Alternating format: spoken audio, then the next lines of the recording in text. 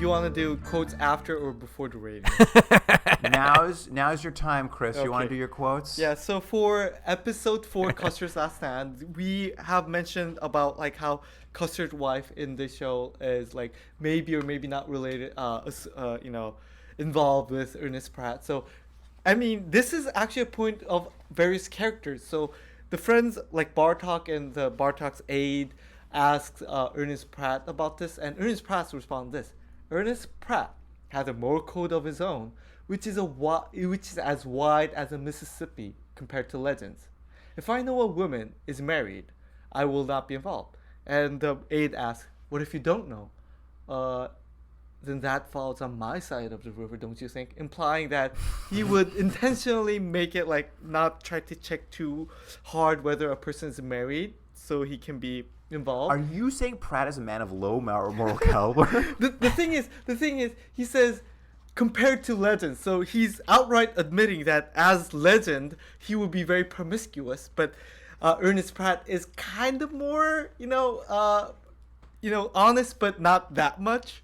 All right, give me your next quote. And now, like, also, Custer asked his wife, have you been with, because his wife speaks highly of Ernest Pratt, so he's kind of jokingly suspicious. So his wife said, "I think you'll like Ernest." And Custer said, "You say that about all your ex-beaux." And beaux here is BEAU, boyfriend, girlfriend. And the wife answers, "He is not an ex-beau." And Custer says, "You say that about all your ex-beaux." And you were having a great time watching these things. And in the middle, you guys also mentioned about like the publisher. Did you mention the publisher? Yeah. Yeah, and during Legends like negotiation with like the indigenous person of trying to like influence him, he said like, "You need to like help me with like the book deal and stuff." And Ernest responds that, "Beaver, I don't control the Legend business. My face, his profits, and his being the producer." Yeah, a publisher. And for the life, death, and life of Wild Bill Hickok. So in this episode, I was also very interested in the continuity and like the historical accuracy. And one of the things that early in the episode, Ernest Pratt mentioned is, "When the caffeine kicks in, I'm a wild man." And I was really interested, like, did they know of the existence of caffeine at this time? And apparently, caffeine was discovered like right about this time in the 1830s. And also, the pen is mightier than the sword. Legend also quotes this. And also, this quote was also attributed to the 1830s, which is, were they being on the nose about these things, or they did not have any idea, but it just happened to be that time period? It's a good question. It's a good question whether they like had the research or they just got lucky. Yeah. And also leaning into the aspect of how Jordan mentioned about how this show, this episode discusses mortality in the individual and historical level. Pratt says after Hickok gets like injured or like shows his sign of vulnerability, he says, "The body betrays us all eventually. If we are lucky enough to live that long. You've been lucky so far," which is mentioning how mortality influences us all, and just being able to ponder on the questions of mortality, is kind of a lucky thing. By the way, Chris, you gave that line reading much more gravitas than they did in the show. That actually made it sound like it was a thoughtful episode on that subject matter, which it was not. Yeah. And the last thing I would like, amongst many, I would like to share is Hickok also responding, I think maybe the same conversation. What's a man to do if he can't do what he does anymore? Which also kind of leans into like the exact idea. What is a man to do when he can't do what he does anymore? And just one last thing, because this really reflects to how the relationship between Pratt and Bartok, and also how the writers don't really have a strong idea of what to do with Bartok was, because it's established that Pratt is targeted by McCall again and again and like being almost killed several times. So Pratt like complains to Bartok, "How come when the guns start shooting, it is you, What happened to we in this deal? All right. So we have your top 7 quotes from these episodes. Yeah, that's done. Which one are you getting tattooed on you? Oh, okay. Tattooed on me. I would have to say, the body betrays us all eventually. Yeah, that's good. That's a good one.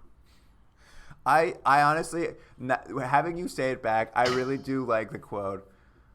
What's a man to do when he can't do what he does anymore? Yeah, I really just like that that's line. a close second. Close second. Yeah. What's a man to do when he can't do what he does anymore? Oh, also, like I forgot to like get into the trivia, but like one of the things about this was like it was the launch program for UPN, like I think like for like a publisher, and it was also a launch program. Like one of the launch program was Voyager. You guys know Voyager, right? Oh yeah. Mhm. Yeah.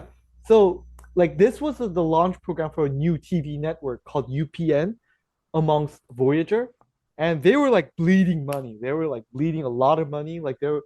This show also had like much more higher production value than this other aspect would justify. So like they were like just bleeding money to like get in a lot of viewers, and they had to cut back seriously.